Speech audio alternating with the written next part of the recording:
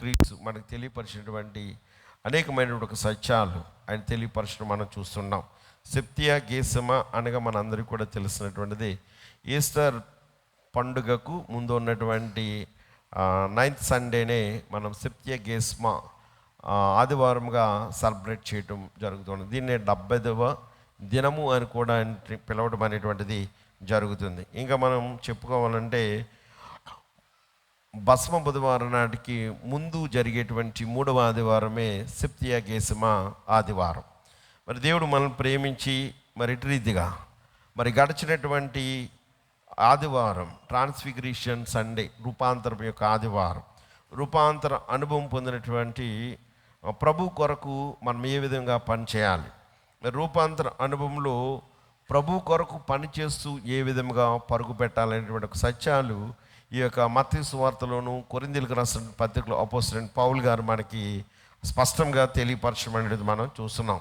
ఈరోజు కనుక మనం చూసినట్లయితే కూలివానికి జీతము పరుగు పందెంలో బహుమానం, కూలివానికి జీతంకి అర్హుడు, పరుగు పందెంలో జయం పొందినటువంటి వాడికి బహుమానానికి అర్హుడు. ఈ రెండు కూడా మనం చూసినట్లయితే కూలివాని యొక్క జీతం కూలివాడికి చెల్లించడం అది ధర్మమైనటువంటి కార్యం అని ప్రభు యొక్క వాక్యాన్ని యేసు ప్రభు వారు ఈ మాటలు తెలియపరచడానికి ఈ యొక్క మత్తయి సువార్త 19వ అధ్యాయం 27వ వచనంలో పేతురు గారు ఒక ప్రశ్న అడిగారు యేసు ప్రభు వారిని. పేతురు, ఇదిగో మేము సమస్తమును విడిచిపెట్టి నిన్ను వెంబడించితిమి కనుక మాకేమి దొరికినని ఆయన అడగగా, పేతురు తన యొక్క జీవితంలో వారికి ఉన్నటువంటి సమస్తమును విడిచిపెట్టి యేసు ప్రభువుని వెంబడిస్తున్నారు. వెంబడించినటువంటి ఈ శిష్యులు కనుక చూసినట్లయితే మరి మాకేమి ప్రతిఫలం కలగబోతున్నది? నిన్ను స్తుతిస్తున్నాం, నిన్ను వెంబడిస్తున్నాం, నీ కార్యాలలో మేము పాలభగస్సులు అవుతున్నాం, కాబట్టి మాకు ప్రతిఫలం ఏమిటి? మనం ఏమీ విడిచిపెట్టకుండానే ప్రతిఫలాన్ని ఆశించేటువంటి మనుషులం. మనం ఏమీ చేయకుండానే ఉచితంగా పొందాలనేటువంటి ఆలోచన సరళి కలిగినటువంటి నేటి క్రైస్తవంలో జీవించినటువంటి మనం అది వ్యర్థత్వంతో నింపబడింది. కానీ దేవునిని వెంబడించినటువంటి ప్రియశిష్యుడైనటువంటి పేతురు తమకున్నటువంటి వాటిని అన్నిటిని కూడా విడిచిపెట్టాడు. తన తల్లిదండ్రులను విడిచిపెట్టాడు, తన కుటుంబాన్ని విడిచిపెట్టాడు, తనకున్నటువంటి వృత్తిని విడిచిపెట్టాడు. కానీ ప్రభువును వెంబడిస్తున్నాడు. ప్రభువును వెంబడిస్తున్నటువంటి పేతురు తన యొక్క జీవితంలో పొందబోయేటువంటి ప్రతిఫలం కొరకు నిరీక్షణ కలిగినటువంటి వాడిగా ఉన్నాడు. కాబట్టి యేసు ప్రభు వారు ఈ యొక్క 20వ అధ్యాయంలో కనుక మనం చూసినట్లయితే ఇక్కడ ద్రాక్ష తోటలోని పనివానిని కూర్చున్నటువంటి ఉపమానము ద్వారా కలగబోయేటువంటి ప్రతిఫలమును కూర్చి ఆయన తెలియపరిచాడు. కూలివానికి జీతము అనేటువంటిది ఏ విధంగా ఇవ్వబడుతుంది అనేటువంటి సత్యాన్ని ప్రభు అయినటువంటి క్రీస్తు తన ఉపమానం ద్వారా తన శిష్యులకు తెలియపరిచాడు. యేసు ప్రభు తన యొక్క పరిచర్యలో అనేకమైనటువంటి సంఘటనలు జరిగినప్పుడు ప్రతి దానిని కూడా స్పష్టంగా తన శిష్యులైనటువంటి వారికి తెలియపరచడానికి ప్రతి దానిని కూడా ఏంటంటే ఉపమాన రీతిలో చక్కగా బోధించినటువంటి వాడిగా ఉన్నాడు. తనకు ఉన్నటువంటి అనుభవాలు, అందుకని అంటారు యేసు ప్రభు ఈజ్ గుడ్ టీచర్. ఆయన ఏంటంటే ఈ లోకంలో ఉన్నటువంటి గురువులందరికంటే పరమ గురువు ఎవరంటే యేసు ప్రభు. ఒకసారి రామకృష్ణ పరమహంస అంటూ ఉంటాడు, నేను గనక క్రీస్తు జీవించినటువంటి కాలంలో నేను ఉన్నట్లయితే నా గుండెల్లో పెట్టుకునేటువంటి గురువు ఎవరంటే జీసస్ క్రైస్ట్.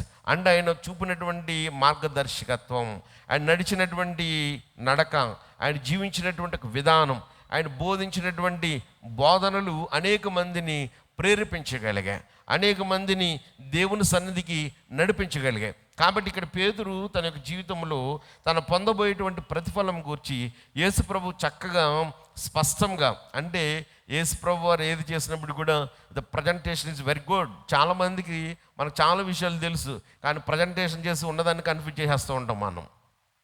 నీకు తెలిసి ఉండొచ్చు, కానీ ప్రజెంటేషన్ లేదనుకోండి, ప్రజెంటేషన్ లేనప్పుడు నీకు ఉన్నటువంటి జ్ఞానం పోతుంది, ఏది నిజమో ఏది సత్యమో ఏది అసత్యమో తెలియదు, కన్ఫ్యూజ్ అవుతూ ఉంటాం. కాబట్టి నేటి దినాల్లో కూడా మరి పిల్లలైనటువంటి వారు ఆ స్కిల్స్ అన్నిటి కమ్యూనికేషన్ స్కిల్లో ప్రజెంటేషన్ అనేటువంటి చాలా ప్రాముఖ్యమైనటువంటిది. ఎవరైతే రైట్ వేలో ప్రజెంటేషన్ చేస్తూ ఉంటారో వారి జీవితాల్లో వాళ్ళు ఉన్నతమైనటువంటి లక్ష్యాలు అధిరోహించడానికి అవకాశం ఉంటుంది. అందుకని యేసు ప్రభు తనకున్నటువంటి శిష్యులకి ఏది అనుమానం వచ్చినప్పటికీ కూడా, వారికి ఏ సందేహం ఉన్నప్పటికీ కూడా అనేకమైనటువంటి ఉపమానముల చేత తేట తల్లముగా వారికి స్పష్టంగా అంటాం కదా, అరటిపండు ఏం చేస్తాం, అరటిపండు ఇవ్వడం కాదు, అరటిపండు ఒలిచి. ఒకసారి నేను చూస్తూ ఉంటా, బంతులు పాపం అలా అరటిపండు వేసుకుంటూ వెళ్తాడు. అరటిపండు వేసింది కాకుండా ఒక్కొక్కరు ఉంటారు, నాలా అంటాడు, మరి బాబా అరటిపండు అలాగే సగతి ఒలిసి పెట్టారే నాకు అంటా ఉంటాడు. కొంతమంది ఈ టైపు కూడా ఉంటారు. అయితే యేసుప్రభు ఏది చేసినప్పటికి కూడా వలిచినట్టుగా స్పష్టంగా, ఏ విధమైన అనుమానం, ఏ విధమైన కన్ఫ్యూజ్ లేకుండా తన శిష్యులకు ప్రతీది కూడా ఏంటంటే స్పష్టంగా తెలియపరిచాడు. కాబట్టి ఇక్కడ ప్రభు యొక్క వాక్యాన్ని మనం చూసినప్పుడు ద్రాక్ష తోటలోని ఒక పనివారిని పోల్చినటువంటి ఉపమానాన్ని యేసు ప్రభు వారు తెలియపరుస్తున్నాడు. ఏంటి యొక్క ఉపమానం అంటే, మనము రూపాంతరం చెందినటువంటి నీవు నేను కూడా రూపాంతరం చెందినటువంటి అనుభవంలోని నడుచున్నటువంటి మనం అందరం కూడా ప్రభు కొరకు ఏ విధముగా పని చేయాలి, ప్రభు పరిచర్యలో మనం ఏ విధమైనటువంటి పాలుభాగస్తులు ఉండాలి. ప్రభు పరిచర్యలో నువ్వు పాలుభాగస్తులు అయినప్పుడు, ప్రభు పని కొరకు నువ్వు సిద్ధపరిచినటువంటి దాసుడిగా ఉన్నప్పుడు దేవుడు నీకు ఇచ్చేటువంటి ప్రతిఫలం ఏంటి, దేవుడు నీకు ఇచ్చేటువంటి ఆశీర్వాదం ఏంటి అనేటువంటిది ఆయన తెలియపరిచాడు. అందుకని అంటున్నాడు, ఎలాగనగా పరలోక రాజ్యము ఒక ఇంటి యజమానుని పోలి ఉన్నది. అతడు తన ద్రాక్ష తోటలో పనివారిని కూలికి పెట్టుకున్నకు పొద్దున్న బయలుదేరి, అదంతా మనకు తెలుసు ఏంటి, ఆ దినమునకు ఒక దేనారం చొప్పున పనివారితో వడబడి తన ద్రాక్ష తోటలోనికి వారిని పంపాను. తరువాత అతడు దాదాపు 9 గంటలకు వెళ్ళి సంత వీధులు ఊరక నిలిచి ఉన్న మరికొందరిని చూచి, మీరును నా ద్రాక్ష తోటలోనికి వెళ్ళుడి, ఏమి న్యాయం అది మీకు ఇత్తునని వారితో చెప్పగా వారును వెళ్ళిరి. దాదాపు 12 గంటలకు 3 గంటలకు అతడు మరలా వెళ్ళి అలాగ చేసు. తిరిగి దాదాపు 5 గంటలకు వెళ్ళి మరికొందరు నిలిచుండగా చూచి, ఇక్కడ దినమంతయు మీరెందుకు ఊరకనే నిలిచున్నారని వారిని అడిగాడు. కొంతమంది సాకులు చెప్పేవాళ్ళు ఉంటారు, యేసుప్రభు విడిచిపెట్టలా. సాకులు చెప్పేవాళ్ళు కూడా ఏ విధంగా అడగాలని దాన్ని అక్కడ చెప్పాడు. ఇక్కడ మీరు పని చేయడానికి చాలామంది సాకులు ఎదుర్కొంటారు. సోమరిపోతులు పని చేయడానికి సోమరితనం చాలా అడ్డు. ఈ లోకంలో అతి భయంకరమైనటువంటిది ఏదైనా ఉందంటే సోమరితనానికి మించినటువంటి వ్యాధి మరొకటి లేదు. సోమరితనము చూసినట్లయితే మీరు ఊరికనే సంత వీధుల్లో ఉన్నారు, సంత వీధుల్లో ఉండి అక్కడ ఉన్నటువంటి వారిని కూడా ఆ యజమానుడు అయినటువంటి వాడు అడుగుతున్నాడు, మీరు ఎందుకు ఊరికనే నిల్చున్నారు, రండి అక్కడ నా యొక్క ద్రాక్ష తోటలో మీకు పనిస్తాను అని పిలిచాడు. అంటే సోమరులను సహితము కూడా బద్ధకస్తులను సహితము కూడా దేవుని కొరకు వారు పని చేయవలసినటువంటి అవసరత ఉంది అనేటువంటి ఒక విషయాన్ని యేసు ప్రభు వారు స్పష్టంగా ఈ యొక్క ఉపమానం చేత ఆయన తెలియపరిచాడు. ఇక్కడ చూసినప్పుడు అంటున్నాం, మరికొందరు నిలిచిండుగా చూసి అక్కడ దినమంతయు మీరు ఎందుకు ఊరకనే నిలిచున్నారని వారిని అడగగా వారు ఎవడును మమ్మను కూలికి పెట్టుకొనలేదరు. అందుకతడు మీరును నా ద్రాక్ష తోటలోనికి వెళ్ళలేదని. ఎందుకు పెట్టుకోరు? పని చేసుకునేవాడికి పని కొద్దు ఉంటుందా? పని చేసుకునేవాడికి కొద్దు ఉండదు. పని చెయ్యాలనేటువంటి ఆసక్తి నీలో ఉండాలి తప్ప పని చేయడానికి అనేటువంటిది కొదువు ఉండదు. ఆసక్తి లేనటువంటి వాడికి ఎన్ని మార్గాలు ఉన్నా ప్రతి మార్గము క్లోజ్ అయినట్టుగానే కనపడుతూ ఉంటుంది. అందుకని ఈ పనివారిని కూర్చున్నటువంటి ఒక ఉపమానం చేత యేసు ప్రభు ఒక మంచి గొప్ప సందేశాన్ని, గొప్ప విషయాలను ఏంటంటే తన శిష్యులైనటువంటి వారికి ఆయన తెలియపరుస్తున్నాడు. సాయంకాలం అయినప్పుడు ఆ ద్రాక్ష తోట యజమానుడు తన గృహ నిర్వాహకుని చూసి ఆ పనివారిని పిలిచి, చివరి వచ్చిన వారు మొదలుకొని మొదటి వచ్చిన వారి వరకును వారి కూలి ఇమ్మని చెప్పాను. దాదాపు 5 గంటల కూలికి కుదిరిన వారు వచ్చి ఒక్కొక్క దేనారం చొప్పున తీసుకొని, ఈ విధమైనటువంటిది అంటే ఉదయకాల సమయంలో వెళ్ళినటువంటి వారు ఉన్నారు. అదేవిధంగా చూసినట్లయితే ఉదయకాల సమయంలో 6 గంటలకు పనికి వెళ్ళినటువంటి వారు ఉన్నారు, ఉదయకాల సమయంలో 9 గంటలకు పనికి వెళ్ళినటువంటి వారు ఉన్నారు, మధ్యాహ్న సమయంలో 12 గంటలకు పనికి వెళ్ళినటువంటి వారు ఉన్నారు, ఇంకా చూసినట్లయితే సాయంకాల సమయంలో 3 గంటలకు పనికి వెళ్ళినటువంటి వారు ఉన్నారు, ఇంకా పొద్దు పొడిచేటువంటి వేళ 5 గంటలకి పనికి వెళ్ళినటువంటి వారు ఉన్నారు. వీరందరికీ కూడా ఏంటంటే ప్రభు పని అక్కడ ఏంటంటే కల్పించినట్లుగా చూస్తాం. దీని యొక్క వివరణ మనం చూసినట్లయితే ఇంటి యజమానుడు తండ్రి అయిన దేవుడు. ఇంటి యజమానుడు ఎవరు? తండ్రి అయిన దేవుడు. గృహ నిర్వాహకుడు ప్రభు అయినటువంటి క్రీస్తు. ఇంటి యజమానుడు తండ్రి అయిన దేవుడు, గృహ నిర్వాహకుడు క్రీస్తు. ఇక్కడ మనం చూసినట్లయితే ద్రాక్ష తోట ఏదంటే ఈ లోకం. ఈ ద్రాక్ష తోట ఏదనగా ఈ లోకం. రెండోది కనుక చూసినట్లయితే పని ఏంటి? ఆ పని అంటే పరిచర్య, మినిస్ట్రీ, పరిచర్య. రెండోది కనుక మనం చూసినట్లయితే ఎవరు ఈ దాసులు అంటే ప్రభు పని చేయువారు. ప్రభు పని చేయువారు ఈ దాసులు. కూలి దానికి ఏంటంటే వారు కూలి ఏంటంటే వారు పని చేసినందుకు చెల్లించేటువంటి ఫలితమే వారికి ఇవ్వబడేటువంటి కూలి. కాబట్టి ఇక్కడ చూసినట్లయితే పరలోక రాజ్య ప్రవేశంను కూర్చున్నటువంటి, ఇక్కడ పరలోక రాజ్య ప్రవేశంను కూర్చున్నటువంటి ఇంటి యజమానుడైనటువంటి దేవుడు, తండ్రి అయినటువంటి దేవుడు, గృహ నిర్వాహకుడైనటువంటి క్రీస్తు ద్రాక్ష తోటకు ఉన్నటువంటి ఈ లోకంలో దేవుని యొక్క పరిచర్య చేయడానికి ప్రభు దాసులుగా ఏర్పాటు చేయబడినటువంటి వారికి ఏమి ఇవ్వబడుతుందంటే కూలి ఇవ్వబడుతుంది. వారికి వచ్చేటువంటి పరిచర్యకు ప్రతిఫలమే వారికి ఇచ్చేటువంటి వేతనం, వారికి ఇచ్చేటువంటి ఒక జీతముగా ఆయన ప్రభు తన యొక్క సందేశం ద్వారా తెలియపరిచారు. అయితే ఇక్కడ ఇవ్వబడినటువంటి ఒక కూలి, వారికి వచ్చేటువంటి ఒక ఆ జీతాన్ని చూసినట్లయితే ఒక వ్యత్యాసం ఉంది. ఉదయకాల సమయం 6 గంటలకు వెళ్ళినటువంటి వాడికి, సాయంకాల సమయంలో 5 గంటలకు వెళ్ళినటువంటి వాడికి ఇద్దరికి కూడా సమానమైనటువంటి. యేసు ప్రభు దగ్గర ఏ విధమైనటువంటి ఒక పక్షపాతం లేదు. అందుకని ఇక్కడ మనకు చివరిలో ఇవ్వబడినటువంటి కంక్లూజన్ మనం చూసినట్లయితే కడపటి వారు మొదటి వారు అగుదురు, మొదటి వారు కడపటి వారు అగుదురు.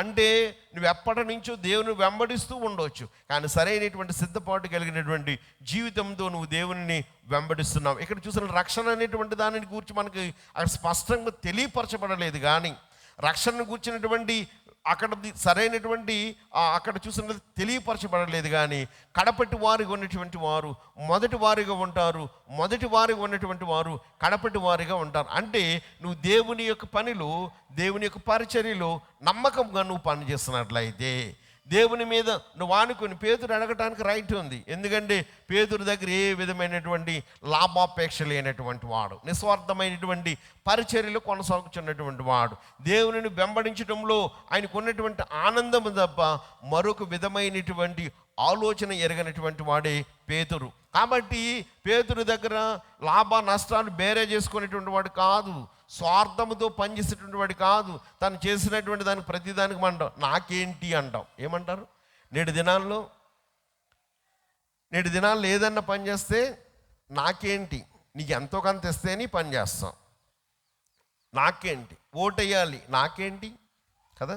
ఇప్పుడు గ్రాడ్యుయేట్ ఎలక్షన్ వస్తుంది, ఏమడుగుతాం? ఓటేస్తాం, నాకేంటి. మళ్ళీ మనమే తిడతాం ఎవరిని? ప్రజాప్రతినిధుల్ని. ఫస్ట్ నాకేంటి అనేవాళ్ళు మనమే. నాకేంటి అన్నటువంటి తర్వాత వాళ్ళని అడిగేటువంటి రైట్ మనకి ఎక్కడ ఉంటుంది? అంటే ప్రతిదానికి కూడా ఏంటంటే ఇక్కడ మనం ఒక పని చేయాలంటే కొంత మొత్తం మనకి ఇవ్వాలి, లేకపోతే కనుక ఆ పని మనం చెయ్యం. అంటే నాకేంటి అనేటువంటి ఒక ఆలోచన విధానము దేవుని యొక్క పరిచర్యలో తన శిష్యులైనటువంటి వారు చూడలేదు. యేసుప్రభువును వెంబడించడం అనేటువంటిది గ్రహించారు, యేసుతో సహవాసం చేయడం అనేటువంటిది చూశారు. కాబట్టి వారు అక్కడ చూసినప్పుడు వారు ప్రతిఫలం ఆశించకుండా పనిచేస్తున్నారు. కాబట్టి దేవుడు అన్నాడు కదా, మీకు ఒక ప్రతిఫలం నేను ఇవ్వబోతున్నాను, మీకు ఒక చక్కటి ఒక ప్రతిఫలం ఇవ్వబోతున్నాను. ఏంటి ఆ ప్రతిఫలము అని మనం చూసినట్లయితే మీరు చేసినటువంటి పరిచర్యకు తగినటువంటి ఒక మెప్పు, తగినటువంటి జీతము, తగినటువంటి దానిని దేవుడు ఏంటంటే ఆ పరిచారకులకు నిస్వార్థముతోనూ దేవుని యందు ఆసక్తి కలిగి ఎవరైతే దేవుని యొక్క పరిచర్యలో పనిచేస్తూ ఉంటారో దేవుడు ఒక దినాన్న వారికి ఏమవబోతున్నాడు? శ్రేష్టమైనటువంటి ప్రతిఫలాన్ని దేవుడు సిద్ధపరచు. అందుకని జీవ కిరీటాన్ని దేవుడు మరణం వరకు నమ్మకంగా ఉండు, మరణం వరకు నమ్మకం ఉంటే ఏమిస్తానన్నాడు? జీవ కిరీటాన్ని ఇస్తానండి. మన మందిరంలోనే నమ్మకం ఉండవు, మరణం వరకు తర్వాత దేవుని యొక్క సన్నిధిలో యేసు ప్రభు చెప్పినట్టు ప్రతి ఒక్క మాట ఒక తోటలా ఉంటుంది అన్నమాట. యేసు ప్రభు వారి యొక్క మాటలు చూసినట్టు పొద్దుట సహోదరుడు మంచి మెసేజ్ పెట్టాడు, ఆర్ఆర్కే మూర్తి గారి మెసేజ్ అంటే ఆయన చెప్పేటువంటి ఒక మెసేజ్ చూస్తుంటే ఒక్కొక్క మాట ఒక తోటాలుగా వచ్చింది. విన్నారు, చాలామంది విని ఉంటారు. పొద్దుట ఉదయకాల సమయంలో 2 వర్తమానాలు పెట్టాడు. 2 వర్తమానాలు కూడా ఏంటంటే విద్యావంతుల గురించి కూడా, టెక్నాలజీ ఉన్నటువంటి వారు ప్రతి వారిని కూడా చాలా వెరీ ఈ మెసేజ్ ఎప్పుడు వినలేదు నేను, వెరీ ఇంట్రెస్టింగ్ మెసేజ్. ఆయన యేసేపు గురించి తన అన్నదమ్ముల గురించి చెప్తుండే ఆయన చెప్పేటప్పుడు కన్నీళ్ళు వచ్చాయి. ఆయన ప్రజెంటేషన్ చూస్తుంటే ఆర్ఆర్కే మూర్తి గారి యొక్క ప్రజెంటేషన్, ఆ ఉపమానం జరిగినటువంటి ఒక సంఘటన గురించి చెప్తున్న. బెన్యామీను మెడ మీద ఈయన ఏం చేశాడంటే ముద్దు పెట్టుకునేటువంటి సమయం చెప్పినప్పుడు ఒక విధమైన తెలియనటువంటి కన్నీరు. అంటే ఆర్ఆర్కే మూర్తి గారు ఎంతమంది యొక్క హృదయాలను దేవుని యొక్క వాక్యం చేతి దేవుని దగ్గరికి నడిపించగలిగాడు. ఆయన నిజ సేవకుడు. ఎందుకు అంటే ప్రతిఫలం ఆశించిన సేవకుడు ఆర్ఆర్కే మూర్తి గారు. ప్రతిఫలం ఆశించినటువంటి సేవకుడు ఆర్ఆర్కే మూర్తి గారు. దేవుడు బహుబలంగా వాడుకొనబడినటువంటి వారిలో ఆయన ఒక శ్రేష్టమైనటువంటి ఉన్నతమైనటువంటి ఔన్నత్యం కలిగినటువంటి వాడు. కాబట్టి ఆయనకి ఇవ్వబడినటువంటి గొప్ప శ్రేష్టమైనటువంటి ప్రతిఫలం ఆయన పొందగలిగాడు. కాబట్టి ఇక్కడ ప్రభు యొక్క పరిచర్యలో ప్రభు దాసుడిగా ప్రభు కొరకు పనిచేయటం అనేటువంటి మనం చూసినప్పుడు ఆయన దగ్గర ఏ విధమైనటువంటి ఒక పక్షపాతము లేనటువంటి వాడుగా, యథార్థవంతుడిగా ఉన్నాడు. అందుకని అంటున్నాడు కదా, ఉదయం 6 గంటలకు వచ్చి 6 గంటలకు పనిచేస్తే వాడికి ఎంత సమయం అవుతుంది? 6 గంటల నుంచి 6 గంటలకు 12 గంటలు. అదేవిధంగా 9 గంటలు వచ్చినటువంటి వాడు ఎన్ని గంటలు అవుతుంది? ఏమవుతుందమ్మా? 12లోంచి 3 తీసేయటమే కదా. మీకు డబ్బులు కట్టలుంటాను కానీ లెక్కలు రావు. ఈ డోక్రా వాళ్ళకి ఎదురుకుండా డబ్బులు కట్టలేదు, టక్ టక్ టక్ లెక్క కడతారు, కానీ మామూలుగా లెక్కలు అడిగితే వీళ్ళు చెప్పరు. కాబట్టి ఓ పిల్లడు అడిగాడు, ఈ బత్తాల గురించి మాస్టర్ చెప్తే చాక్లెట్లు ముందు చాక్లెట్లు తెచ్చి అక్కడ పెట్టండి, నేను లెక్క తర్వాత చెప్తాను అన్నాడు అంట. ఇక్కడ ఒక 4 చాక్లెట్లు పెట్టామనుకో, ఓ 2 చాక్లెట్లు తిన్నావురా, ఇంకెన్ని చాక్లెట్లు అవుతాయని తీసివేత చెప్పాలని మాస్టర్ యొక్క తాపత్రయం. వీడు ఇంతకంటే ముదురు టెంకలు కదా ఇప్పుడున్న పిల్లలు. మాస్టర్ ముందు 4 చాక్లెట్లు అక్కడ పెట్టండి, 2 తిన్న తర్వాత ఏమున్నాయో చెప్తాను. ఇప్పుడు డాక్టర్ వాళ్ళు కూడా ఏంటంటే డబ్బులు గట్ల అక్కడ పెట్టండి, అప్పుడు మేము లెక్కలు చెప్తా ఉంటాం. ఇక్కడ ప్రభు యొక్క వాక్యంలో మనం చూసినట్లయితే, యేసు ప్రభు ఆయన ఇచ్చినటువంటి సందేశం చూసినట్లయితే 6 గంటలకు వచ్చినటువంటి వాడు 12 గంటలు పనిచేస్తాడు. 9 గంటలకు వచ్చినటువంటి వాడు 9 గంటలు పనిచేస్తాడు. 12 గంటలకు వచ్చినటువంటి వాడు ఎన్ని గంటలు పనిచేస్తాడు? 6 గంటలు పనిచేస్తాడు. ఇంకా మనం చూసినట్లయితే 3 గంటలకు 5 గంటలకు వచ్చినటువంటి వాడు 5 గంటలకు వచ్చినటువంటి వాడు 1 గంటే పనిచేస్తాడు. 3 గంటలకు వచ్చినటువంటి వాడు 3 గంటలు పనిచేస్తాడు. చూడండి, 12 గంటలు చేసినటువంటి అంటే ఎగిరి దంచిన అదే కూలి, ఎగిరెగిరి దంచిన అదే కూలి. అంటే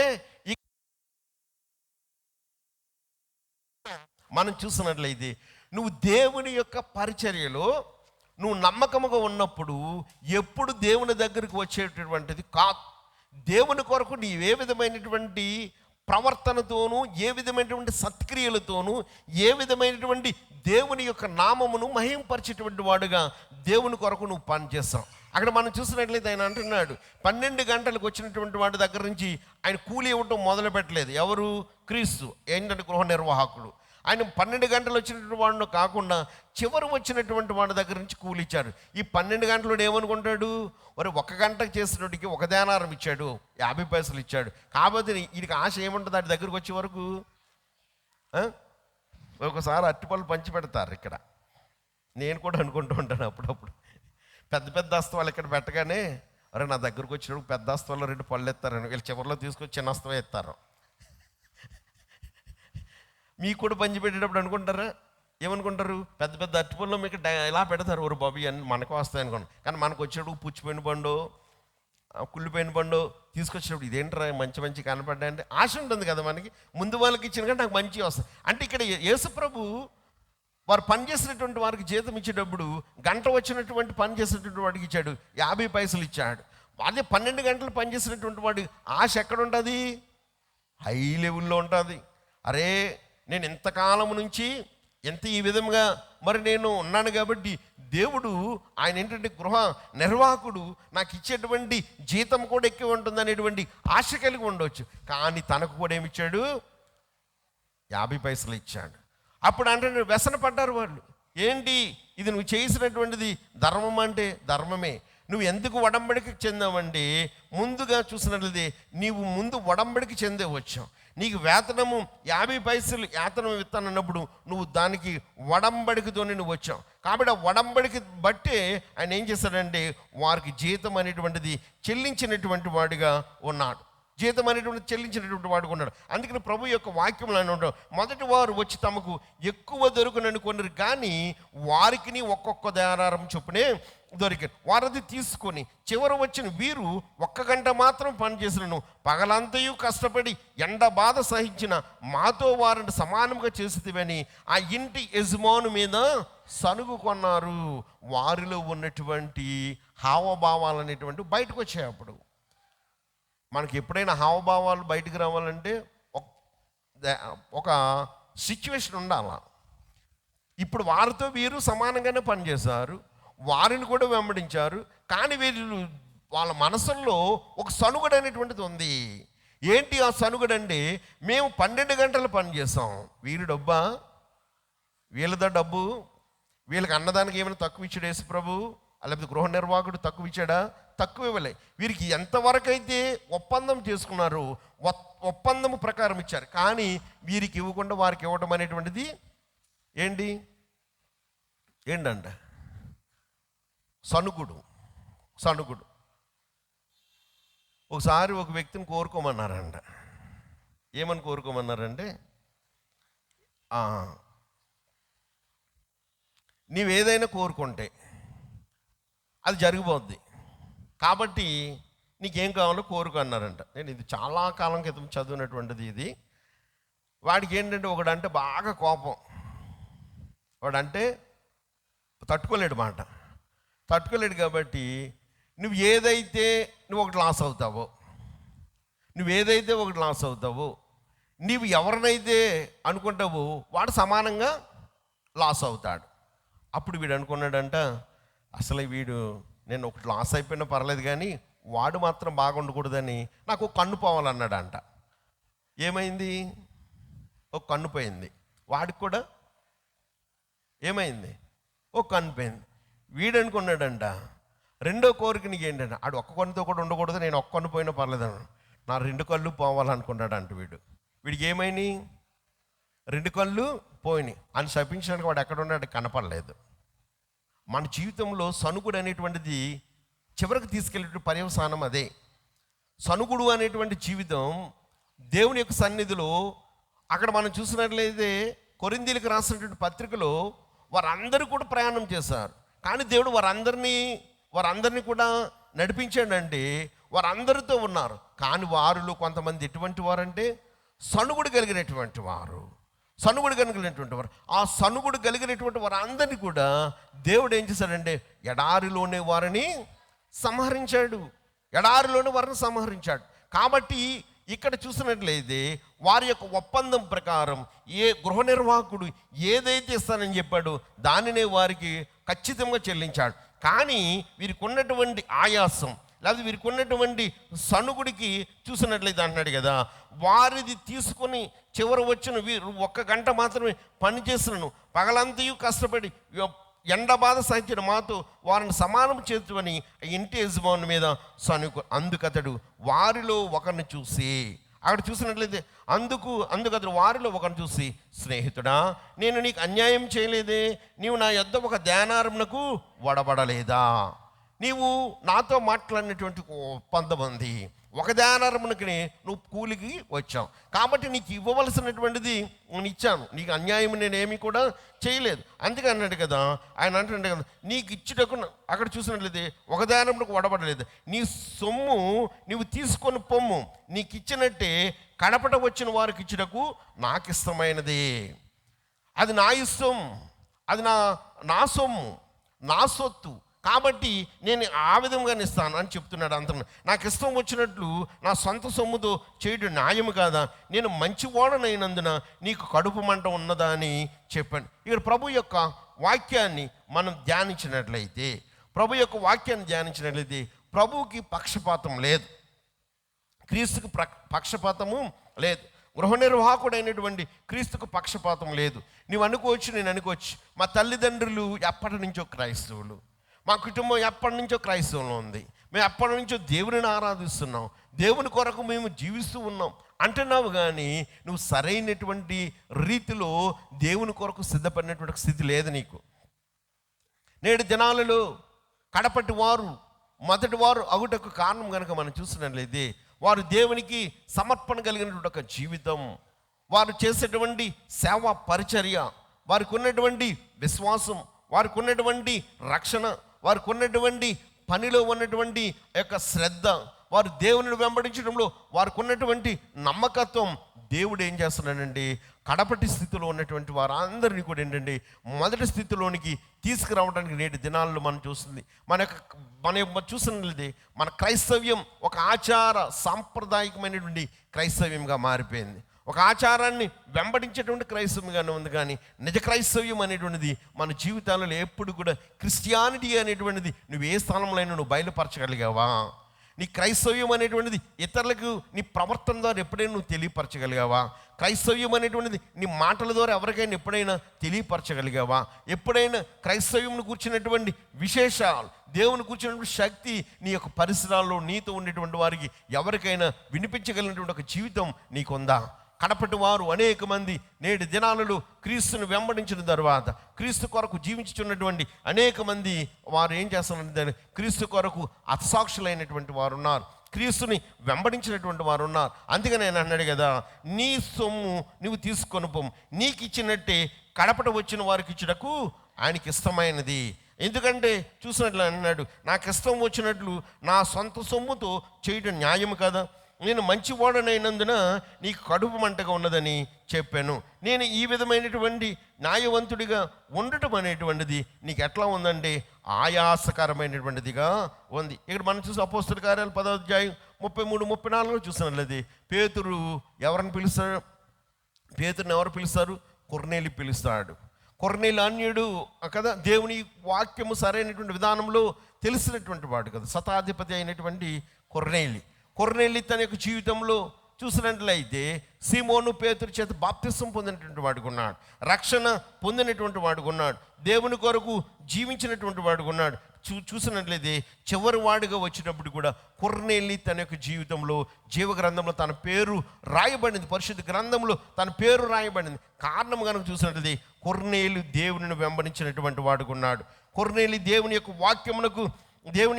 వాక్యమునకు నమ్మదగినటువంటి వాడిగా విశ్వాసగా ఉన్నాడు. కాబట్టి దేవుడికి ఏ విధమైనటువంటి పక్షపాతం లేకుండా అన్యుడైనటువంటి కొర్నేలిని సైతము రక్షించినటువంటి వాడిగా ఉన్నాడు. అందుకని కీర్తనకారుడు మనకు తెలియపరుస్తున్నాడు. 115వ దావీదు కీర్తనలో మనం చూసినట్లయితే ప్రభు యొక్క వాక్యం మనకి ఇక్కడ తెలియపరుస్తుంది. ఏంటని మనం చూసినట్లయితే నువ్వు దేవుని యందు 115:13 వచనంలో చూసినట్లు 115:13 వచనంలో చూసినట్లయితే ఒక మాట రాయబడుతుంటుంది, పిన్నలనేమి పెద్దలనేమి తన యందు భయభక్తులు గల వారిని యెహోవా ఆశీర్వదించును. పిన్నలనేమి పెద్దలనేమి ఏం కలిగి ఉండాలండి? ఆయన యందు ఎవరైతే దేవుని యందు భయం ఎవరు కలిగి ఉంటారు, దేవుని యందు భక్తి ఎవరు కలిగి ఉంటారు, వారందరి మీదకి కూడా నేను ఆశీర్వాదాన్ని ఇస్తానన్నాడు. ఆశీర్వాదము ఆయన చేతుల్లో ఉన్నది. ఆయన ఇచ్చేటువంటి ఉచితమైనటువంటి కృప ఆయన ఇష్టం. ఎవరికి ఇస్తానన్నాడు? ఆయన యందు భయభక్తులు కలిగినటువంటి వారికి ఇస్తానన్నాడు. ఆయన యందు నమ్మకమైన వారికి మాత్రమే నేను ఇస్తానన్నాడు. కాబట్టి ప్రియమైనటువంటి సహోదరుడా, ప్రియమైనటువంటి సహోదరి, నీవు నేను కూడా అనేకమైన సార్లు అనుకుంటూ ఉంటాం. అయితే దేవుని యొక్క వాక్యంలో మనకి ఈ ద్రాక్ష తోట ఉపమానం చేత వచ్చేటువంటి దాని గురించి తెలియపరుస్తున్నాడు. ఒకవేళ ఎప్పటికైనా మనము ఇంకా మారినటువంటి స్థితిలో ఏదో ఒక ఆచారమైనటువంటి భక్తి, ఒక అలవాటు అయినటువంటి భక్తి, ఒక వేషధారణ భక్తి, ఒక నటనా జీవితంతో నువ్వు మనుషులను నమ్మించవచ్చు, కానీ దేవునిని మాత్రం మనం ఎవరు నమ్మించలేం. మనుషులను నమ్మించవచ్చు, మనుషులను మెప్పించవచ్చు, కానీ దేవునిని మాత్రం మనం ఎవరు కూడా నమ్మించలేం, మెప్పించలేం. కాబట్టి దేవుని యొక్క సన్నిధిలో ఉన్నటువంటి నీవు అనుకోవచ్చు, ఈ యొక్క పరలోక రాజ్యం మా క్రైస్తవులదే. కొన్ని సంఘాలు చెప్తూ ఉంటారు, పరలోక రాజ్యం మాదే, మీదేం కాదంటాడు. అసలు ఆడే దొంగ. పరలోక రాజ్యం మేమెవరి మీద సూటికెళ్ళి ఎవరికి చెప్పాడు దేవుడు? ఫలానా సంఘములో పరలోక రాజ్యం వచ్చేస్తాడని ఎవరు చెప్పారు? దొంగోడు ఎప్పుడు మనం చూడండి, ఒక్కొక్కసారి దొంగోడు వచ్చినప్పుడు వాళ్ళు మన పరిచయాలు బాగా చేసుకుంటూ ఉంటాడు. ఆడు దొంగగా పరిచయం చేసుకుంటూ వాడిని నమ్మం. చూడండి, ప్రయాణాల్లో తగులుతూ ఉంటాడు. వాడు ఎలా నమ్మిస్తాడంటే అసలు మన జేబులో డబ్బులన్నీ కూడా జేబుల్లో పెట్టవచ్చు అనేటువంటి నమ్మకాన్ని కలిగేస్తూ ఉంటాడు. చాలా భద్రత ఉందని ఉంటాడు కదా. మన ఊర్లో పాపం ఒక ఆవిడ, రాఘవులు గారి భార్య, అలాగే సోడా ఇచ్చి మోసం చేశాడంట. మా ఆవిడ అప్పుడప్పుడు చెప్పేది, ఆవిడ ఎక్కడ భీమవరం నుంచి కాళ్ళు వెళ్ళేటప్పటికే ఆవిడ చేతులు ఉన్నటువంటి బంగారు గొలుసులన్నీ కొట్టేయడంట. ఎంత నమ్మకంగా అంటే భార్య భర్తలు ఇద్దరును ఓ డ్రింక్ ఇచ్చారంట. నాకు ఆవిడ పాపం వచ్చి చెప్పి ఏడ్చేటప్పుడు అని గుర్తుంచేది. ఒక డ్రింక్ కోసం వాడు ఎంత ప్రేమగా అంటే ఎంత నటించాడంటే అవన్నీ చేసి కాళ్ళు వెళ్ళేటప్పటికే ఈవిడ బ్యాగ్ చూస్తే ఈమె మతి స్థిమితం లేదు, ఆమె సంచులో దొంగోటి చేసే పని ఎప్పుడు అలాగే ఉంటుంది.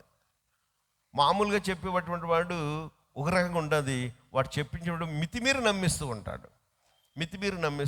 మన వాళ్ళు కూడా చూడండి, అప్పుడప్పుడు తక్కువ డబ్బులకు వస్తాయని బియ్యం మూటలు అట్టుకొస్తుంటాడు బండి మీద. ఆడ ఒక మూట ఎక్కడ ఎత్తాడు, అక్కడ పలానా ఆనందరావు గారికి ఇచ్చామండి సంఘ పెద్ద సోనా మైసూర్ బియ్యం అంటాడు.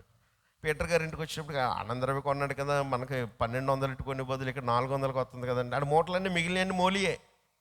ఒక మూట నమ్మకం ఉంటుంది ఆడి దగ్గర. తిరగ చూస్తే వాడు నమ్మకమైనటువంటి మాటలు చెప్తూ ఉంటాడు. ఎంత నమ్మాలంటే అంతగా నమ్మిస్తూ ఉంటాడు. కాబట్టి ప్రభు యొక్క వాక్యంలో మనం చూసి ఎవరికి లేదు మీరే పరలోక రాజ్యం వస్తారు, మాదే పరలోక రాజ్యం అంటే కొంతమంది వచ్చి వాళ్ళు వెళ్ళిపోతానంటే పరలోక రాజ్యమా అంటే ఇదేమో కొనుక్కున్నాడు ఏంటాడు ఏమన్నా. కొంతమంది మన సహోదరులు ఇడంటే పరలోక రాజ్యం వెళ్ళిపోతాడండి, మాకు భయం వేస్తుందా, మేము ఇక్కడ ఉండిపోతామేమో అంటుంది. సర్లే ఆడ వెళ్తే మనం ఆడ వెనకాల ఏ కాలు చేపట్టుకుని వెళ్ళిపోవచ్చులే, అంతకంటే మంచిది ఏముంది. దేవుని యొక్క వాక్యంలో నీ యొక్క నా యొక్క జీవితాల్లో పరలోక రాజ్యం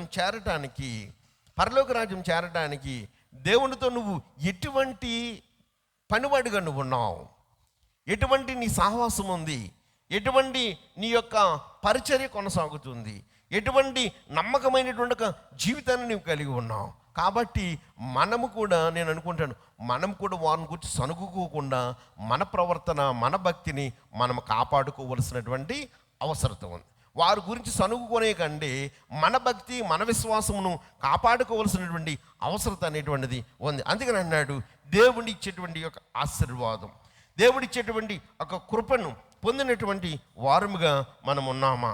ఇక్కడ దేవుడు అన్నాడు ఆయన దగ్గర ఏ విధమైనటువంటిది కూడా పక్షపాతం లేదు. అందుకని యేసు ప్రభు కల్వరి సిలువలో వేలాడుచున్నటువంటి ఆ సిలువ మీద ఉండి పక్కన ఉన్నటువంటి దొంగ, వాడి జీవితం ఎప్పుడు చూసినప్పటికీ కూడా ఎటువంటి వాడు భయంకరమైన దొంగ. కానీ యేసు ప్రభు యొక్క చివరి మాటల చేత ఏం చేశాడు, నేడే నీవు నాతో పరదేశ్. ఎక్కడ మరణమునకు అసమీపంగా ఉన్నటువంటి సమయంలో ప్రభువుని అంగీకరించాడు. ఇంకా చూసినట్లయితే అతడు ప్రభు కొరకు తన హృదయం అంతటిని కూడా ఏంటంటే సమర్పించుకున్నటువంటి వాడుగా ఉన్నాడు. ఒకవేళ మీరు కూడా అలా అనుకుంటున్నారేమో, మనము ఇష్టానుసారంగా ఉండి చివరిలో ఆ దొంగతో యేసు ప్రభు సిలువేసినప్పుడు ఆ దొంగకు అవకాశం దొరికింది, ఆయన పక్కన ఉండే అవకాశం నీకు నాకు లేదు. కొంతమంది ఈ బోధ మొదలెడతారు, ఏదో దొంగ మారలేదో చివరిలో, అలాగే నువ్వు చివరి వరకు బ్రతుకు, చివరిలో మార, అది ఆ దొంగకే అవకాశం దొరికింది. కాబట్టి నీకు నాకు అవకాశం లేదు. అయితే ఆ దొంగ ఎప్పుడైతే పశ్చాత్తాపం చెందాడో దేవునితో ఆయన ఏంటంటే దేవుడి యొక్క వాగ్దానాన్ని పొందగలిగాడు. కాబట్టి పరలోకంలో ఆయనకి ఏమివ్వబడిందండి, స్థానం అనేటువంటిది ఇవ్వబడింది. కాబట్టి పనివానికి జీతం ఏ విధముగా ఉంటుంది. నీవు నేను కూడా దేవుని యొక్క ద్రాక్ష తోటలు పనివారముగా ఉన్నావా? నువ్వు శ్రద్ధతో పనిచేస్తున్నావా? నమ్మకమైనటువంటి క్రియలు నీలో ఉన్నాయా? నమ్మకమైనటువంటి జీవితంలో దేవునిని ఆరాధించగలిగినటువంటి భక్తిని కలిగి ఉన్నావా? దేవుడంటే భయం కలిగినటువంటి జీవితం ఉందా? కొర్నేలి తన యొక్క జీవితంలో దేవుడంటే భయం ఉంది, తన కుటుంబానికి దేవుడంటే భక్తి ఉంది. పేతురుని తన ఇంటికి రప్పించుకుని దేవుని యొక్క వాక్యాన్ని చెప్పించున్న తర్వాత అతడు ఎంత గొప్ప ధన్యత పొందినటువంటి కుటుంబంగా ఆయన ఉన్నాడు. కాబట్టి ప్రభునందు ప్రియమైన దేవుని ప్రియ సంగమా, పరలోక రాజ్యము యొక్క ఉద్దేశము, పరలోక రాజ్యం యొక్క నువ్వు చేరాలండి, నేను చేరాలండి. నీ నా జీవితాలలో నీవెప్పుడో మా తాతలు క్రైస్తవులు, మా నాన్నల క్రైస్తవులు, మేము పెద్ద అనుకుంటే ఏం రాదు.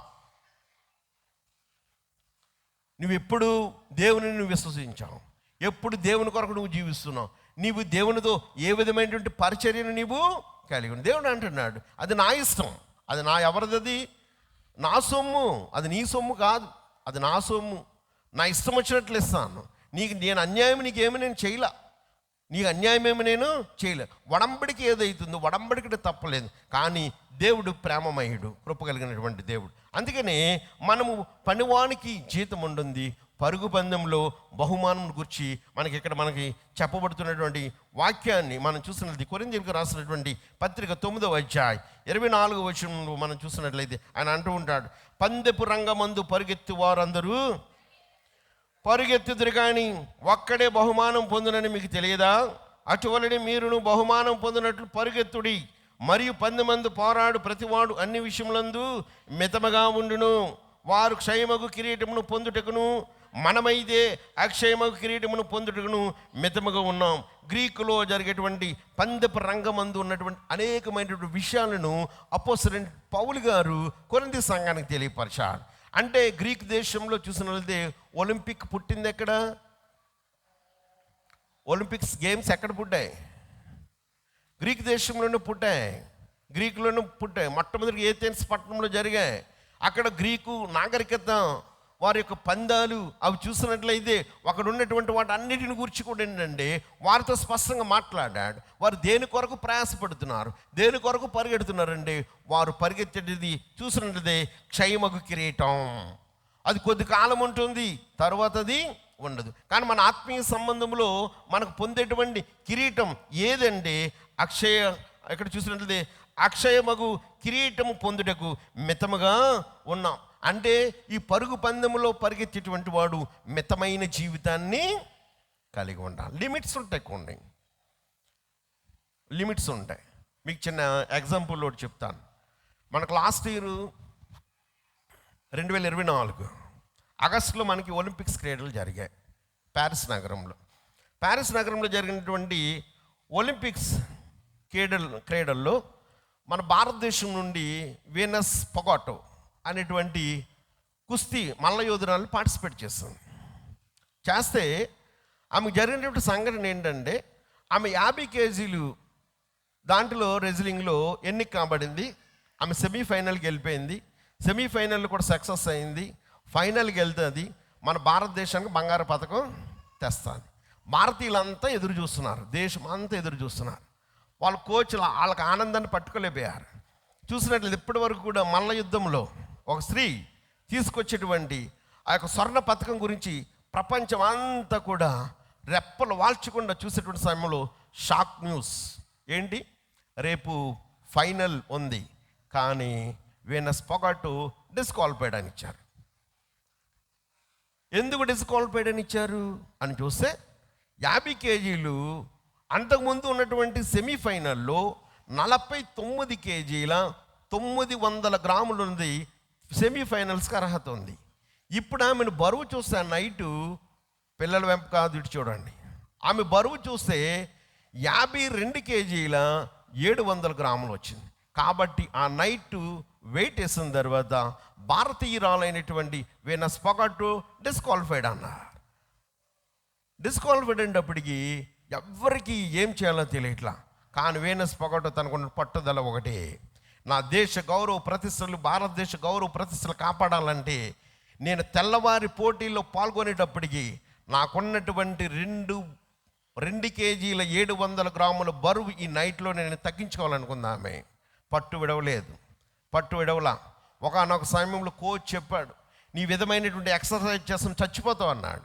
చచ్చిపోయినా పర్లేదు కానీ నా దేశ గౌరవ ప్రతిష్ట కాపాడాలి అని ఆమె థ్రెడ్మిల్ మీద ఆ నైట్ 6 గంటలు ఎక్సర్సైజ్ చేస్తుంది.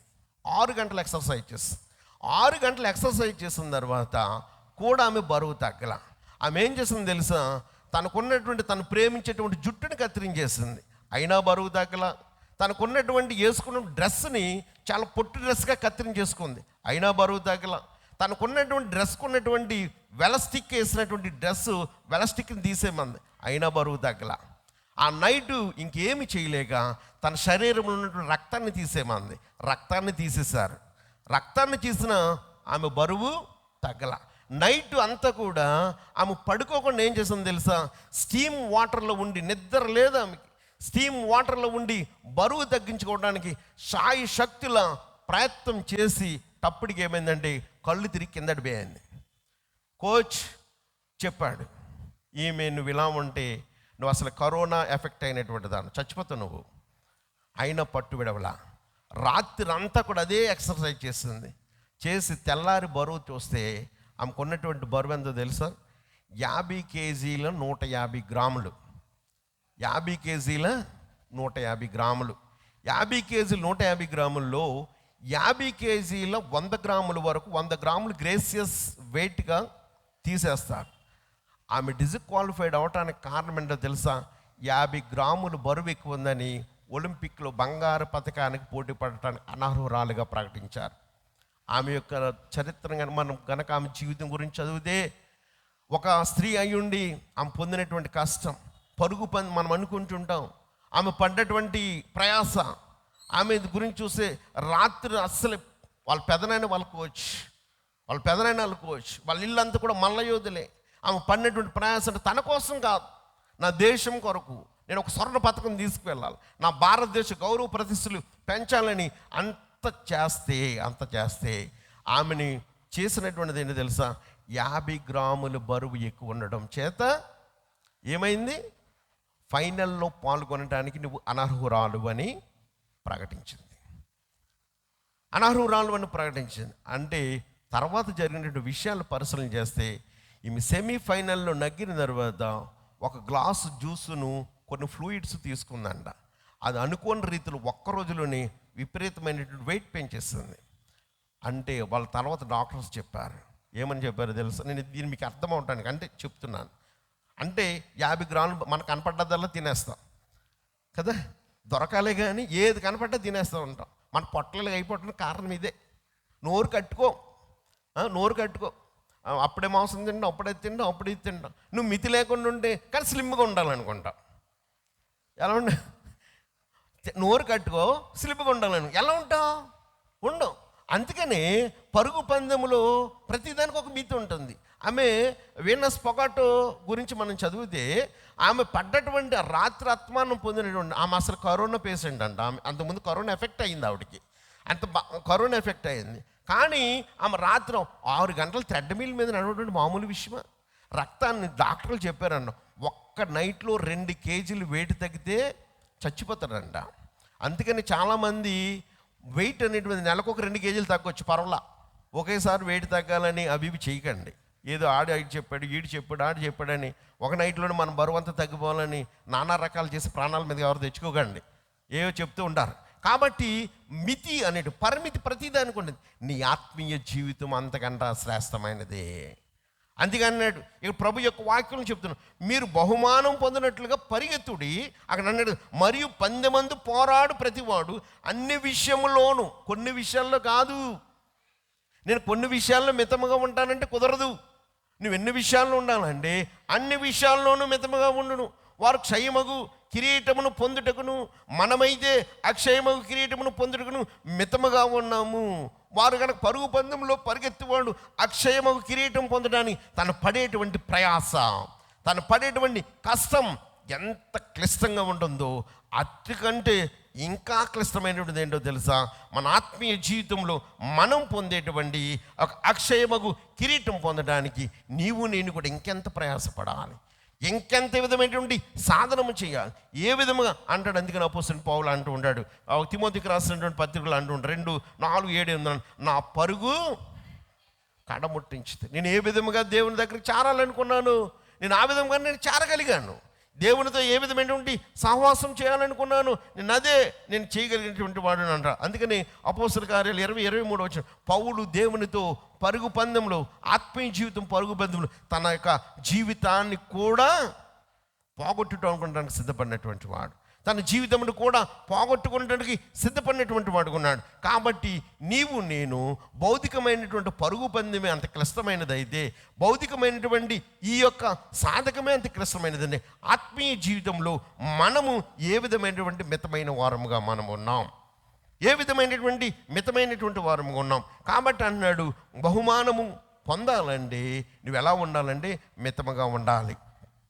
పందెంలో బహుమానం సిద్ధంగా ఉంది, కానీ నీ జీవితం కూడా ఎలా ఉండాలో తెలుసా? మితమైనటువంటి జీవితాన్ని కలిగి ఉండాలి. మితమైనటువంటి జీవితాన్ని కలిగి ఉన్నప్పుడే నువ్వు దేవునితోటి యొక్క సహవాసం చేయడానికి అవకాశం ఉంది. మితము లేనటువంటి నువ్వు దేవుని ఆరాధిస్తావు, నీ మితమైనటువంటి అపరిమితమైనటువంటి కార్యక్రమాలు, అపరిమితమైనటువంటి జీవితం, అపరిమితమైనటువంటి అనేకమైనవి మన జీవితంలో ఏం చేస్తాయంటే పాడు చేస్తూ ఉంటాయి. పాడు చేస్తూ ఉండే. అందుకే అంటున్నాడు కదా, ఇక్కడ అంటాడు కదా, కాబట్టి నేను గురి చూడని వాని వలె పరుగెత్తి వాడను కాదు. గురి లేని కొండ నేను పరిగెత్తేటువంటి వాడని కాదు, గురి కలిగి నేను పరిగెత్తేటువంటి వాడు. చూడండి, స్ట్రీట్ మాంగర్స్ అంటే వీధి కుక్కలు ఉన్నాయి, దానికి గురి ఉంటుందా? చూడండి, తోకాడించుకుంటే ఎలా స్పీడ్గా పరిగెడుతుంది. అట్ సేమ్ టైం అక్కడ చివరి వరకు ఎడ్డు వెళ్ళిపోద్ది, మళ్ళీ స్పీడ్గా పరిగెత్తుకొచ్చేస్తుంది. ఇది ఎందుకు వెళ్తుందో తెలియదు, ఏం చేస్తుందో తెలియదు. గురి లేని జీవితం. యేసుప్రభు చెప్తున్నాడు, అపోస్తలుడైన పౌలు చెప్తున్నాడు కొరింథీ సంఘానికి, మీరు కనుక కాబట్టి నేను గురి చూడని వాడిని వలె పరుగెత్తువాడను కాదు. నాకు గురి ఉంది, ఒక లక్ష్యం ఉంది. గాలిని కొట్టినట్టు నేను పోట్లాడటం లేదు, కానీ ఒకవేళ ఇతరులకు ప్రకటించి తరువాత నేనే భ్రష్టుడనైపోదునని నా శరీరమును నలగగొట్టుకొని దానిని. ఈ వాక్యం చదివినప్పుడు భయమేస్తుంది ఒక విధంగా. ఎందుకంటే సొలొమోను మహారాజు 3000 సామెతలు చెప్పాడు, అందరికీ చెప్పాడు, తనకు తాను చెప్పుకోలేదు. సొలొమోను మహారాజు 3000 సామెతలు చెప్పాడు, అందరికీ చెప్పాడు, మంచి జ్ఞానాన్ని ఇచ్చాడు. ఈరోజు ప్రసంగి గ్రంథంలో వ్యర్థం అనేటువంటిది చెప్పాడు, కానీ ఆ బోధ తనకు చేసుకోలేకపోయాడు. అందుకని సొలొమోను మహారాజు అందరికీ చెప్పేవాడికి ఉన్నాడు, కానీ తన జీవితం పాడైపోవడానికి అదే కారణం. అందుకని అపోస్తలుడైనటువంటి పౌలు గారు అంటున్నారు, నేను భ్రష్టుడిని అయిపోతానేమో ఇక చూసి కానీ ఒకవేళ ఇతరులకు ప్రకటించిన తర్వాత నేను భ్రష్టుడిని అయిపోతామని నా శరీరమును నలగగొట్టి దానిని లోపరుచుకున్నాను. అందుకని సహోదరులారా, ఈ సంగతి మీకు తెలియకుండా నాకు ఇష్టం లేదు. అదేమనగా మన పితరులందరూ మేఘం క్రింద నుండిరి, వారందరూ సముద్రంలోనూ నడిచిపోయిరి, అందరూ మోషేని బట్టి మేఘములోను సముద్రంలోను బాప్తిసము పొందిరి, అందరూ ఆత్మ సంబంధమైన ఒకే ఆహారమును భుజించిరి, అందరూ ఆత్మ సంబంధమైన ఒకే పానీయమును పానం చేసి ఏలయనగా తమ్మును వెంబడించిన ఆత్మ సంబంధమైన బండలోనిది త్రాగి, ఆ బండ క్రీస్తే. అక్కడ 5వ అయితే అన్నాడు ఆయన. అయితే వారిలో ఎక్కువ మంది దేవునికి ఇష్టలుగా, వారు అన్ని ఒకే కార్యాలు చేశారు. అందరూ ప్రార్థనకు వచ్చారు, అందరూ పాటలు పాడారు, అందరూ వాక్యం చదివారు, అందరూ దేవుని ఆరాధించారు, అన్నీ మనం చేస్తున్నాం. కానీ అందరిలో మనం చూసినది వారిలో ఎక్కువ మంది దేవునికి ఇష్టలుగా ఉండలేకపోయారు. గనుక అరణ్యములో వారు ఏం చేయబడ్డారు? సంహరింపబడ్డారు. నువ్వు మనుషులకి ఇష్టడుగా నేను ఉండవచ్చు, నువ్వు దేవునికి ఇష్టడుగా ఉన్నావా? నువ్వు మనుషులకి ఇష్టడుగా నువ్వు అనేకమైనటువంటి ఉండవచ్చు, కానీ దేవుని దృష్టిలో దేవునికి ఇష్టమైన జీవితం మనలో ఉందా? అక్కడ చూసినట్లయితే వారు ఒకే బండలో నీరు తాగారు, ఒకే ఆహారం భుజించారు, ఒకే మేఘం కింద బాప్తిసం పొందారు, ఒకే విధమైన జీవితం ఉంది. కానీ వారిలో ఎక్కువ మంది వారు ఎటువంటి వారు ఉన్నారంటే, అయితే వారిలో ఎక్కువ మంది దేవునికి ఇష్టలుగా ఉండలేకపోయారు. అంటే వారు మితమైన జీవితం వారి దగ్గర లేదు. వారు సనుక్కునేవారు, మన్నాను కురిపించినప్పుడు బరీగా తినేవారు, అయిపోయిన తర్వాతేమో సనుక్కునేవారు. నీరు ఇచ్చినప్పుడేమో గొంతులు నిండే వరకు తాగేవారు, తర్వాత మోషే మీద సనుక్కున్నారు. దేవునిని ఏ విధంగా ఆయాస పెట్టాలో, ఏ విధంగా చేయాలో వారు అన్నీ చేశారు. వారికి ఎందుకండి మితమైన జీవితం వారికి లేదు. కాబట్టి వారు చూసినట్లయితే వారందరిలో ఎక్కువ మంది ఏంటంటే దేవునిని ఆయాసపరిచినటువంటి వారికి ఉన్నారు, దేవునికి లోబడినటువంటి వారికి ఉన్నారు. పరుగు పందెంలో బహుమానం పొందాలండి మితమైన జీవితం అవసరమని దేవుని యొక్క వాక్యం చెప్తుంది. అక్షయ కిరీటాన్ని, ఈ క్షయమయ కిరీటాన్ని పొందడానికి నువ్వెంత పడుతుండే, అక్షయ కిరీటము ఆత్మ సంబంధమైనటువంటి కిరీటమును పొందడానికి నువ్వు ఇంకెంతగా దేవుని యొక్క సన్నిధిలో నిన్ను నన్ను మనం అందరం కూడా నలుగొట్టబడాలి దేవుని యొక్క వాక్యం చేత. కాబట్టి మనం అనుకుంటున్నాం, మేము ప్రార్థన చేస్తున్నాం, దేవుని ఆరాధిస్తున్నాం, దేవుని మందిరానికి వస్తున్నాం, వాక్యం చదువుతున్నాం, వాక్యాన్ని బోధిస్తున్నాం, మరి అనేక మంది చేస్తున్నాం. వారు కూడా దేవుని బిడ్డలతో అందరితోటి కలిశారు, అన్నీ చేశారు. దేవుడు నడిపించినప్పుడు మేఘం కింద వారితో పాటు వారు కూడా బాప్తిసం పొందారు. ఆ బండని తాగినప్పుడు వచ్చిన నీరు, బండ అనేటువంటి క్రీస్తు ద్వారా వచ్చినటువంటి ఆ జలాలను తాగారు. కానీ వారు చూసినట్లయితే వారి యొక్క స్వభావం చూసినట్లయితే వారు దేవునికి ఇష్టలైనటువంటి వారిగా ఉండలేకపోయారు. అందుకంటే కదా వారు అరణ్యంలో వారు అందరిని దేవుడు ఏం చేశాడంటే సంహరించారు. మితమైనటువంటి శరీర జీవితం, మితమైనటువంటి మానసిక జీవితం, మితమైనటువంటి సామాజిక జీవితం, ఇది మనకు చాలా ప్రాముఖ్యమైనటువంటిది.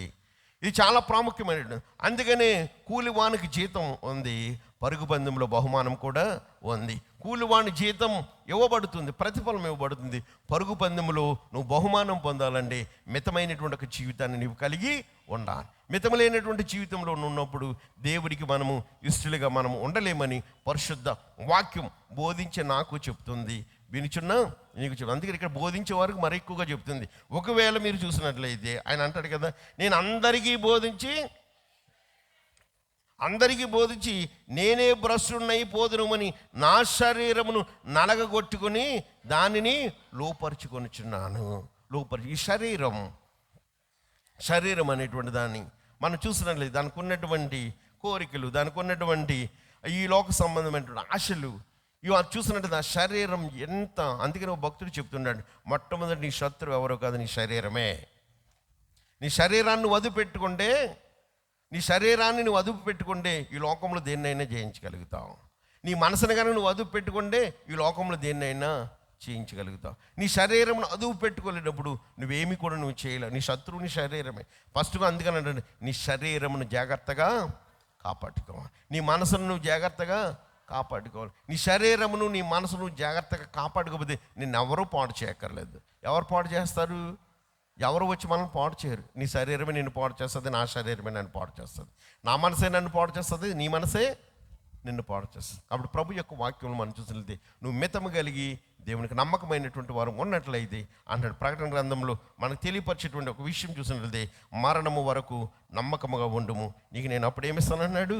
జీవ కిరీటాన్ని ఇస్తాను. మరణం వరకు నువ్వు నమ్మకం ఉన్నట్లయితే ఆయన అంటున్నాడు మనందరి కొరకు సిద్ధపరచబడినటువంటి బహుమానం ఏంటంటే జీవ కిరీటాన్ని ఆయన మనకి ఇవ్వడానికి సిద్ధంగా ఉన్నాడు. అందుకని పేతురు రాసినటువంటి మొదటి పత్రిక 5వ అధ్యాయం 3:4 మనం చూసినట్లయితే ఇక్కడ ఒక మాట చెప్పబడుతుంటుంది.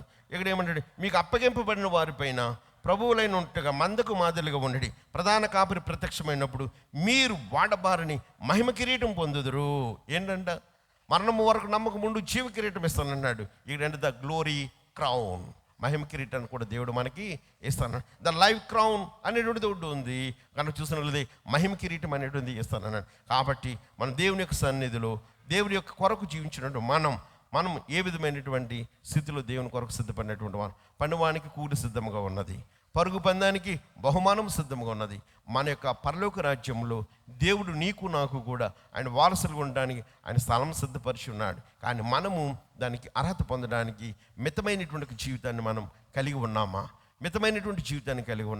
ఒకవేళ లేని ఎట్లయితే మరి మనం అందరం కూడా పరీక్షించుకోవాల్సినటువంటి అవసరం ఉంది. ప్రభు నీ సన్నిధిలో నేను ఏ విధమైనటువంటి జీవితాన్ని కలిగి ఉన్నాను. కాబట్టి నీ వాక్యం చేత ఈ ఉదయకాల సమయంలో నన్ను బలపరచు ప్రభుని దేవుడు నాడు అతి కృపట్టు దాన్ని దేవుడు మన కుటుంబాలకు అనుగ్రహించి నడిపించును గాక. ఆమె సమస్త జ్ఞానం గురించి దేవుని సమాధానం యేసుక్రీస్తు వలన మీ హృదయములకు మీ తలంపులకు కావాలి ఉంచును గాక.